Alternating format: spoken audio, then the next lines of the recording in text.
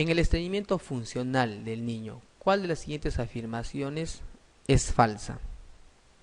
Nos pide la falsa, ¿no? Los pacientes presentan con frecuencia rectorragia leve. Paciente con un estreñimiento funcional puede presentar rectorragia leve. Sí, es bien frecuente, ¿no? Más, hace poco tuvimos un pacientito que estaba siendo visto un montón de veces y se pensaba en muchas cosas, iba por gastroenterólogo, lo mandaban a otro tipo de exámenes.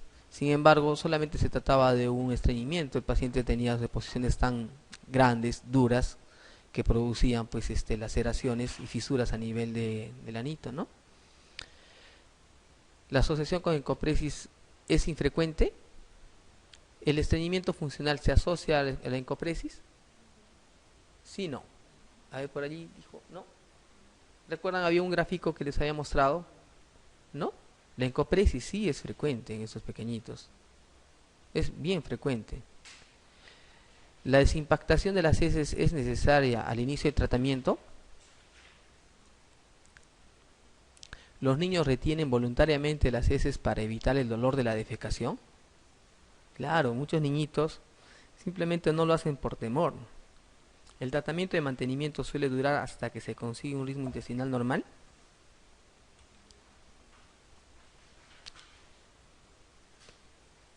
Entonces, acá dice la asociación con encopresis es infrecuente, no, es bien frecuente, ¿no?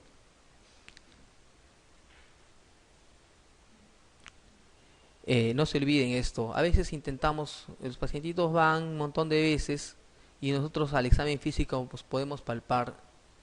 Cuando uno palpe masas a nivel intestinal que se mueven, que son movibles, que no duelen y que obviamente tengan antecedentes de estreñimiento, lo que tenemos que pensar es simplemente estreñimiento, no hacer algunos otros exámenes auxiliares. A veces realizamos una radiografía sabiendo de que es un estreñimiento así de simple. Uno lo que tiene que hacer obviamente es instaurar medidas dietéticas, ¿no? Y en ese momento realizar un enema evacuante. Tenemos en el mercado fármacos como por ejemplo el Evacuol. El Evacuol, no se olviden, se da más o menos de 4 a 6 mililitros por kilo de peso. Se administra y suficiente. Y ya posteriormente uno podrá pues darle las medidas dietéticas, incluso algunos fármacos. Ustedes recuerdan que se utiliza por ejemplo la lactulosa en estos casos y existen otros fármacos más, ¿no? Pero no dejemos ese niñito pues que como un adulto, no, no se preocupe, va a ir mejorando con la parte de dieta, no, hay que ver también otros factores. Ante la sospecha de que un niño padece fibrosis quística del páncreas, ¿cuál es la primera prueba diagnóstica? Un ratito, esta pregunta está, ya, esa pregunta, bueno, la respuesta es bien evidente, ¿no? Bueno, no nos olvidemos de tener actitud, chicos.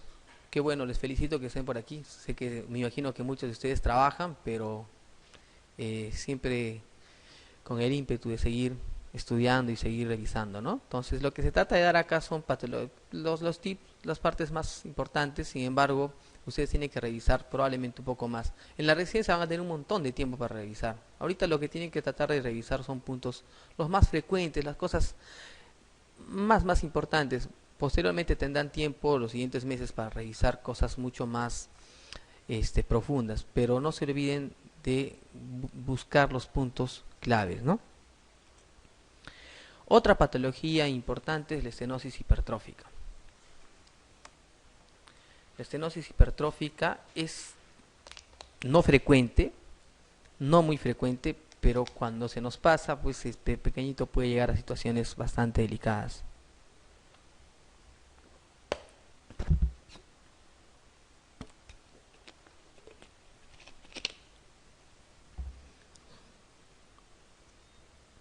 En cuanto a la estenosis hipertrófica de píloro, la etiología es desconocida, lo que es congénita o adquirida, la mayoría de veces congénita, ¿no? Se va a producir una hiperacidez gástrica, un espasmo de hipertrofia muscular, una inervación pilórica anormal y una motilidad anormal, dando todo el cuadro clínico, ¿no? Mientras más pequeños son, lactantes de término, un vómito no biliar, no se olviden, no biliar, en proyectil, que eso vamos a ver ahorita en la parte clínica, En lactantes prematuros es menos frecuente y después de los 3 meses es menos frecuente incluso. Entonces, quiere decir que esta es una patología que se da en lactantes menores y más en la parte neonatal, ¿no? No se olviden que estos pequeñitos es bien difícil que encontremos cuanto más grandes son, más de 3 meses, y mientras más pequeños. O sea, si digamos tenga menos de una semana o 2 semanas es poco probable. Entonces, algunos puntos importantes, es más frecuente en varones, 4-1, acá ganamos. Raza blanca, sobre todo en los primogénitos. Existe una incidencia familiar en aproximadamente el 15% de los casos. En cuanto a citología, como hemos visto, desconocida, pero puede ser multifactorial por una suma de predisposición genética y factores ambientales. El grupo y factor es el que más asociado está, es el BIO. Está asociado con eritromicina. Recuerdan que hace un rato habíamos hablado de la eritromicina, ¿no? Incluso para el tratamiento de la enfermedad por reflujo, este puede producir aumento del tono a nivel de la mucosa intestinal, perdón, de la parte de la musculatura intestinal. Entonces, podría producir, está asociado, mejor dicho, en aquellos pequeñitos que sospechemos. Y cuando damos eritromicina, ahora últimamente el coqueluche, ¿recuerdan? Tosferina, se trata con eritromicina, ¿no? Entonces, y lamentablemente pues el uso indebido de los antibióticos, y en muchos lugares damos antibióticos sabiendo de que la patología más frecuente o la infección más frecuente en los niños es viral, seguimos dando antibióticos y seguimos dando solamente para salir un poquito del tema, el famoso cotrimoxazol, que ya no sirve para casi nada. Entonces, asociado a eritromicina, como les había indicado, macrólidos que se da la madre durante el embarazo y la lactancia podría condicionar. Son factores que se encuentran asociados, no están completamente relacionados así de primera intención, sino que sí uno debe tomar en cuenta, ¿no? Entonces, en un neonato, chicos, eritromicina no. A partir del mes podrían dar sin ningún problema, pero solo en aquellos casos de verdad que en realidad lo amerite, ¿no? En cuanto a la presentación clásica, como les había indicado en el primer cuadro, es paciente con vómitos proyectivos inmediatos. ¿Sí? Son vómitos, pero a la mamá se le tiene que explicar, doctor, mi hijito está vomitando. Pero son vómitos y uno tiene que hacer, tratar de simular cómo fue el vómito, ¿no? Como el proyectil. Sí, ya, entonces podría tratarse este tipo de patología. ¿Son alimenticios? Sí, ya más cerca. ¿No biliosos? Y después, señora, ¿cómo queda después de los vómitos? Con bastante hambre, doctor, quiere seguir lactando, pero por momentos queda un poco irritable. Entonces, esta es la parte importante. Paciente con vómitos, generalmente 30-60 segundos después de alimentarse. Alimenticios, no biliosos, con hambre. Y quedan con hambre esos pequeñitos. Miren aquí, comienza entre las 3 y las 6 semanas de vida. O sea, es poco probable que tenga un pequeñito antes de las 3 semanas. Es muy, muy poco probable. Y es más frecuente a los 20 días. Se asocia a alcalosis metabólica hipoclorémica. ¿Por qué alcalosis metabólica? Porque este paciente cuando lo que está eliminando son hidrogeniones, ¿no? Cuando presenta sus vómitos, está eliminando, ustedes saben que el contenido es ácido clorhídrico, está eliminando cloro. Entonces, ya por allí ustedes se van dando cuenta qué exámenes auxiliares van a tomar a este pequeñito si sospechan de estenosis hipertrófica y píloro. Pero generalmente esto se da en fases más tardías. Hipocalemia por la misma alcalosis metabólica. Y no se olviden esto es algo que de verdad no encuentro por qué existe este tipo de asociación, pero la ictericia es algo que se suele dar. En varias preguntas, incluso que ustedes saben, muchos exámenes, incluso de pediatría, cuando damos por cuestiones de algún concurso, preguntan esta parte, y no sé por qué les gusta preguntar este punto de aquí. Estenosis hipertrófica y píloro, se encuentra, y de verdad hay muchos que a veces nos olvidamos de esto. Y la ictericia se encuentra asociada en esos pacientitos. Entonces, ya se van dando cuenta qué exámenes auxiliares ustedes van a solicitar este pequeñito si piensan en estenosis hipertrófica de píloro. En cuanto al examen físico, grados variables de deshidratación y desnutrición. Obviamente por los vómitos y, y la cantidad de líquido que va perdiendo, entonces se va a observar, dependerá de eso la clínica, ¿no? Y el examen físico en la parte abdominal, poco, de verdad esto es, yo en los pocos cuadros de estenosis hipertrófica de píloro que he visto, nunca he podido palpar la oliva pilórica. Los cirujanos dicen que lo palpan, pero de verdad no, es un poco difícil. Esto se observa en el cuadrante superior derecho del abdomen. Entonces, ¿cómo se realizará el diagnóstico? Ecografía abdominal. Paciente que sospeches de estenosis hipertrófica y píloro, si a veces tomamos ecografías por cosas que son menos significativas, en ese paciente si sospechas, tómale una ecografía, pero tiene que ser en lugares o con personas que tengan bastante habilidad o que ya tengan bastante experiencia. Lamentablemente estos estudios, esta ecografía va a depender mucho del examinador. He tenido pacientes que un momento ha venido a las, por ejemplo, 9 de la mañana, se le hizo una ecografía, 2 horas después se le hizo otra ecografía, tal vez con alguien mucho más confiable, y se diagnosticó estenosis hipertrófica y pílora. ¿Qué pasó allí? El paciente sí tenía estenosis hipertrófica y píloro, simplemente no se hizo el estudio adecuado, ¿no? Y mientras más tiempo pase, pues será más aparatoso el cuadro clínico. Esa es la técnica de elección. Algunos valores aquí, solo para que puedan tener en cuenta. El grosor del músculo pilórico es superior a 3 milímetros y la longitud global es superior a 15. Entonces acá existe un grosor que es más o menos de 3 y una longitud más de 15. Cuando no se tiene estos valores, porque lo primero que cuando uno tiene un paciente de estas características, lo que hace es comunicarse con el cirujano y lo primero que te va a preguntar en la ecografía, cuáles fueron las medidas. Tal, si son menos que estas, pero tienes una alta sospecha, tienes que volver a tomarle una ecografía a las 24 o 48 horas. Entonces, si a la primera salió con valores casi límites, por ejemplo de 2.5 y acá te salió 13, toma un nuevo examen. Pero si salió pues 1 y acá te salió 5, entonces tal vez muy alejado, ¿no? Radiografía simple de abdomen, lo que se va a observar es distensión gástrica con escaso gas intestinal, ¿no? Y radiografía con bario, que lo que se observa es aquí signo de la cuerda, ¿no? Esto ya está en desuso, no se realiza mucho. Sin embargo, para que puedan recordar que existen exámenes que también se podrían tomar dependiendo donde nos encontremos. Antes de continuar con esta parte, quería hacerles recordar qué exámenes auxiliares solicitaremos en un paciente ante la sospecha de estenosis hipertrófica de píloro. Primero la ecografía, ¿no? ¿Qué otros exámenes? Un gas, un AGA.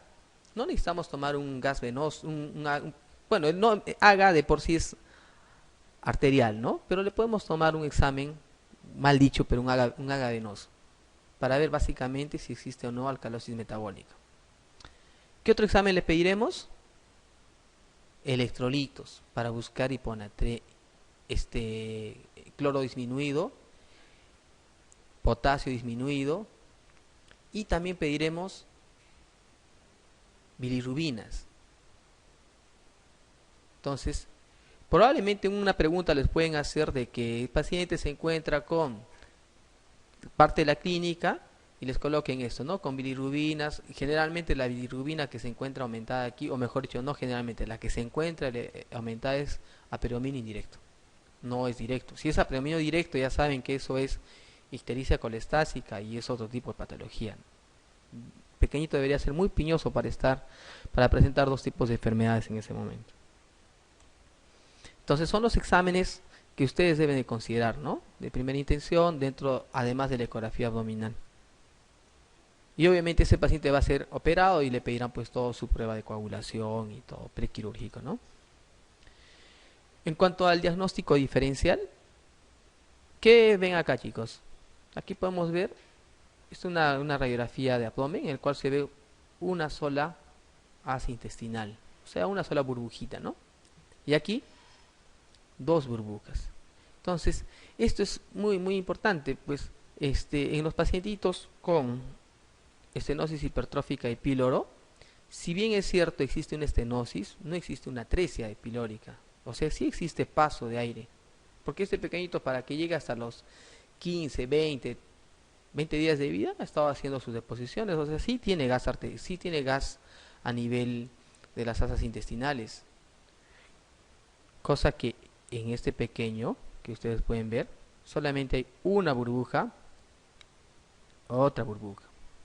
Entonces, esto se encuentra asociado generalmente a atresia duodenal, ¿no? Entonces, simplemente por anatomía, si tiene una atresia a nivel duodenal, entonces tendrá doble burbuja, la burbuja del estómago y la burbuja de la primera asa intestinal.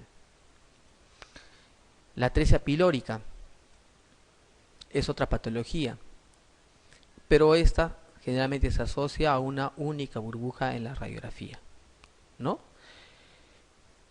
La atresia pilórica, casi parecido a la estenosis, a la estenosis hipertrófica de píloro, son vómitos no biliosos, generalmente en las primeras tomas. Esto es casi desde el nacimiento.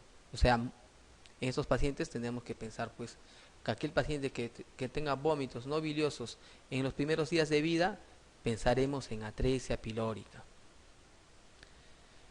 Y en la atresia duodenal, generalmente asociado a síndrome de Down, vómitos biliosos precoces, ¿no? Y no nos olvidemos de estas imágenes, que son los que nos van a poder ayudar a diferenciar uno del otro, ¿no? Acá, no se olviden, estenosis hipertrófica de píloro, no bilioso, al igual que la atresia de píloro.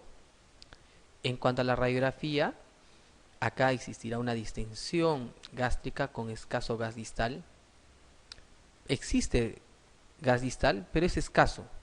En la atresia de píloro no hay, así de simple, no hay. Y en cuanto a la atresia de duodeno, el vómito es bilioso y en la radiografía hay una imagen de doble burbuja, ¿no? Otra patología que va con atresia, no con atresia duodenal, sino que va con doble burbuja, sería el páncreas anular, ¿no? Entonces también es otro tipo de nos pueden hacer unas preguntas, ¿no? ¿Cuál de las siguientes va con doble burbuja? No se olviden: páncreas anular, atresia duodenal. Y la atresia duodenal, siempre que piensen en atresia duodenal, mejor dicho, siempre que piensen en un paciente con síndrome de Down, no se olviden que podría presentar un problema a nivel intestinal y generalmente a nivel duodenal. En cuanto al tratamiento, corrección de las alteraciones metabólicas de inicio, por todo lo que habíamos comentado. Y finalmente el tratamiento quirúrgico. El tratamiento quirúrgico de cajón, o sea, allí no hay que hacer nada, solamente es cirugía. Primero, no hay otra opción. Y el tratamiento de elección es la pirotomía de Ramsted. Puede ser abierta o laparoscópica. Acá en nuestro medio ya hay varias clínicas, hospitales grandes donde hacen ese tipo de cirugía. Incluso hacen en la etapa neonatal. Perdón, en la etapa fetal. A ver, yendo a las preguntas. Lactante de 21 días de vida, que presenta desde hace 4 días vómitos postprandiales que cada vez son más intensos y frecuentes. 21 días de vida, desde hace 4 días, o sea, más o menos desde los 16, 17 días, vómitos postprandiales que cada vez son más intensos y frecuentes. Señale cuál de las siguientes afirmaciones es cierta en relación a esta enfermedad. La primera alternativa: ¿esta enfermedad es más frecuente en niños? ¿En qué patología estamos pensando? Obviamente estenosis hipertrófica de píloro, ¿no? ¿Suele cursar con acidosis metabólica? No, ¿no es cierto? Con alcalosis metabólica. ¿El tratamiento es médico y recidiva frecuentemente? No, el tratamiento es quirúrgico, así de simple. Bueno, el tratamiento de inicio va a ser médico. ¿La enfermedad está producida por una bacteria? No. ¿Es frecuente el antecedente polidramnios? ¿Sí?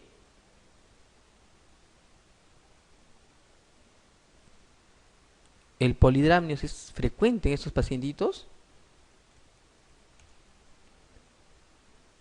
No. Hemos visto que el polidramnios es frecuente en los pacientes con atresia esofágica, no se olviden, chicos. Pero aquí no, aquí pasa, hay paso, es más, como ustedes pueden ver, estos pacientes en los primeros meses, en los primeros días de vida, su vida es de lo más normal, tranquilo, hasta las primeras 2 semanas. Y ya recién después se va dando por todo lo que hemos visto en ese cuadrito con un círculo, ¿no? Que era multifactorial, que se producía una hipertrofia a nivel de la musculatura del píloro. Entonces no está asociado. Las manifestaciones clínicas de la estenosis hipertrófica de píloro aparecen habitualmente a partir de los 10 a 15 días de vida. ¿Cuál es la más frecuente? A ver, ¿cuál es la manifestación clínica más frecuente?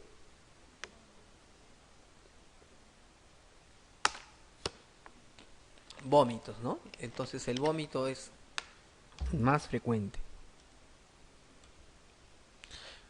¿Cuál de las afirmaciones que siguen sobre la estenosis hipertrófica de píloro es falsa? A ver, nos pide la falsa, ¿no? La incidencia es mayor en el sexo masculino, ¿recuerda?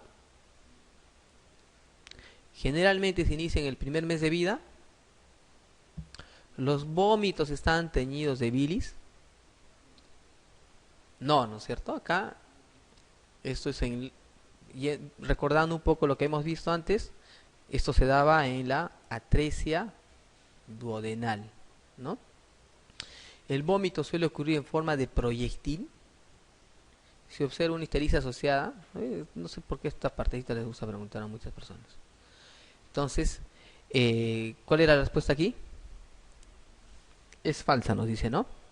Entonces, los vómitos estaban teñidos de bilis. Eso es falso, pues, ¿no? En cuanto a la estenosis hipertrófica de píloro, a ver, ¿se asocia a una alcalosis metabólica? Sí. ¿Hiperclorémica? A ver. ¿Hiperclorémica o no? Hipoclorémica. ¿Hipocalémica?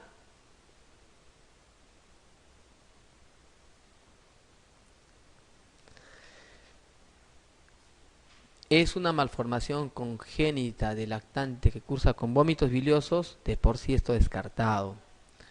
Lo que se produce es cierto una alcalosis metabólica, pero es hipoclorémica.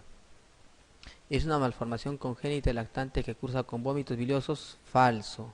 El tratamiento de elección es la dilatación endoscópica del píloro, falso. La cirugía, ¿no? ¿Cuál era el procedimiento que se hacía? De Ramsted. En el 50% de los casos existe una hiperbilirubinemia indirecta. Acá 50% es bastante, ¿no? Entonces se había indicado, no sé el porcentaje, la verdad, pero sí es un porcentaje mínimo, ¿no? Pero que puede estar asociado, es cierto, a una hiperbilirubinemia indirecta, pero no ese porcentaje. La pilorotomía extramucosa según la técnica de Ramsted es el tratamiento de elección, sí. Señale el comentario erróneo a propósito de la estenosis hipertrófica de píloro. A ver, ¿es más frecuente en varones? Nuevamente, en varones, sí. ¿Cursa con periodos e intervalos libres desde el nacimiento? ¿Puede asociarse ictericia por colemia indirecta? ¿Suele cursar con acidosis metabólica? ¿Suele cursar con gran avidez por el alimento? Sí, ¿no? Entonces, ya hemos visto que cursa con alcalosis metabólica. Y el pequeñito cuando vomita, entonces no se olvide, ¿no? Paciente vomita en proyectil 30 a 60 minutos después de los alimentos, no es de inmediato. Y luego la mamá menciona de que después eso se queda de hambre. Entonces, más o menos es la clínica, la mayoría de pacientes acuden a un establecimiento de salud.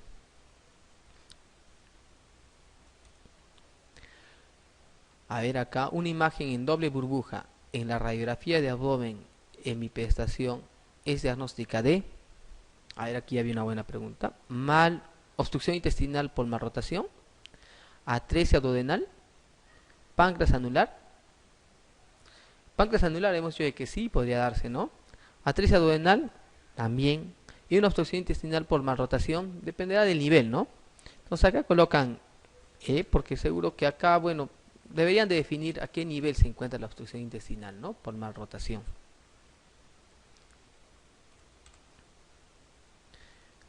Bueno, viendo otro tipo de patología que es no muy frecuente, pero también es muy importante en nuestro medio, es la enfermedad celíaca. La enfermedad celíaca es frecuente entre los 6 y los 2 años. ¿Por qué es entre los 6 y los 2 años recién frecuente? Porque allí es donde el pequeño recién inicia la ingesta de alimentos. Y dentro de los alimentos probablemente se le dé gluten, ¿no? El gluten se encuentra en el trigo, cebada, centeno, avena. No se olviden que el arroz tiene gluten, chicos, ¿saben? No, no tiene gluten. Hay una pregunta que estaba viendo hace un rato, era de que ¿cuál de los siguientes no tiene gluten? Es el arroz. Ahí estaban todas estas y acá creo que el quinto el arroz. Entonces, arroz no tiene gluten, ¿no? Entonces, no se olviden que la enfermedad celíaca es casi imposible que se dé antes de los 6 meses, pero se da recién a partir de que el paciente empieza con la lactancia y cuando ya se va incorporando en la alimentación este tipo de alimentos. Y mire que dice aquí, intolerancia permanente, ¿no? Por lo tanto, podrá haber preguntas que le digan, ¿no? ¿La enfermedad celíaca se caracteriza por la intolerancia transitoria? No, es permanente. Entonces, son puntos que deben tomar en cuenta. La enfermedad celíaca es un trastorno inmune provocado por un factor ambiental en personas genéticamente predispuestas. Entonces, acá tenemos una persona ya genéticamente con histocompatibilidad mayor.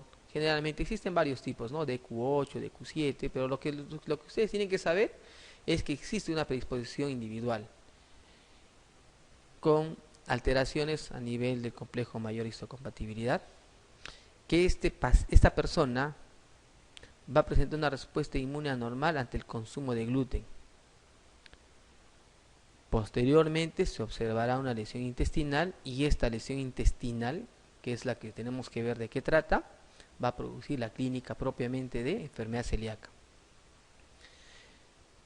¿Qué respuesta inmune se produce ante un paciente con genéticamente, acá dice predispuesto, por un factor ambiental que será pues el gluten? Será este tipo de alteración. Lo que se va a buscar es inmunoglobulina A antitransglutaminasa y antigliadina. Miren, hemos dicho que el gluten es el importante.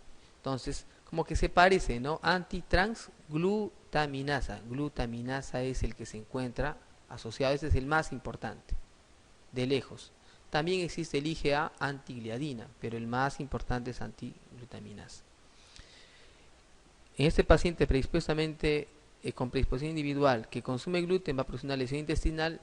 Lo que se observa a nivel de duodenio y ayuno es que de forma continua existe una atrofia en las vellosidades. Entonces, en la anatomía patológica lo que se observará será una atrofia, ¿no?, de las vellosidades. Y si existe una atrofia de las vellosidades, se va a producir todo un problema en crecimiento, en desarrollo, en absorción, con heces, con algunas características que vamos a ver ahorita.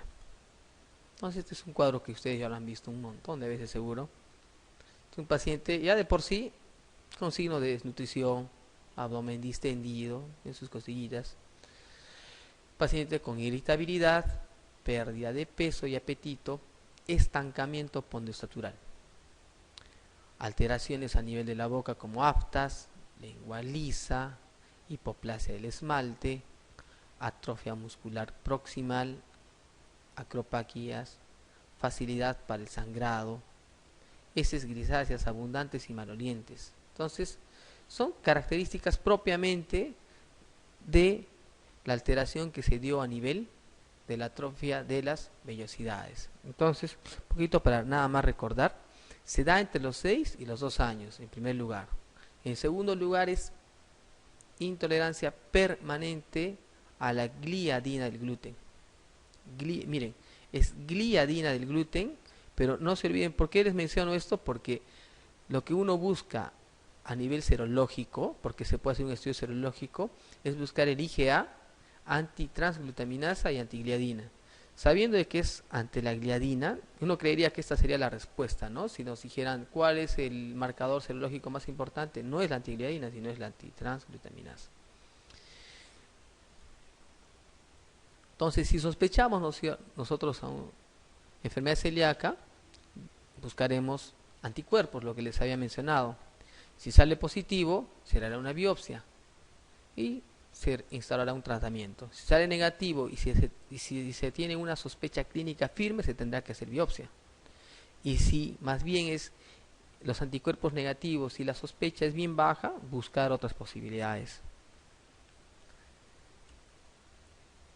¿Cuál es el tratamiento? Si el causante fue el gluten, entonces tenemos que retirar el gluten de por vida. Entonces, ese paciente que se retire de forma permanente el gluten, lo que se va a observar es mejoría de los síntomas a partir de las 2 semanas. Y se podrán normalizarse serológicamente. Siempre en cualquier tipo de patología debemos de tener marcadores uno clínico y marcadores o serológicos o radiográficos o cualquier otro marcador que nos vaya indicando de que este paciente está presentando una mejoría clínica, ¿no? Entonces, la normalización serológica dice de los 6 a 12 meses y la recuperación de las vellosidades intestinales, miren cuánto tiempo, 2 años.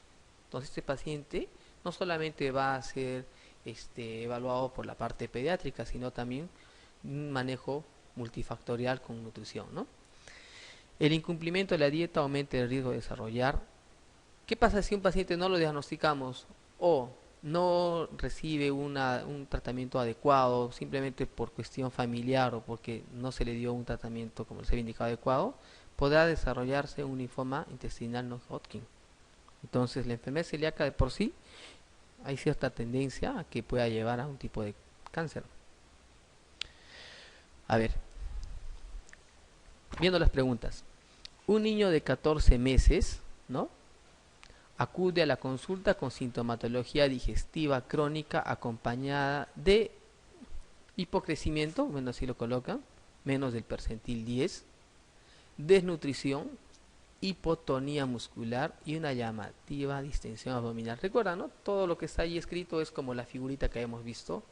Entre los diagnósticos que se citan, ¿cuál considera el más probable? Intolerancia a la proteína de A, que es pequeñito, lo único que tiene es deposiciones con frecuencia, con dolor abdominal y nada más. Alergia a la caseína, deficiencia primaria de lactasa, gastroenteritis por rotavirus. Esto es algo bien agudo, ¿no? Entonces la enfermedad celíaca no tratada será la respuesta.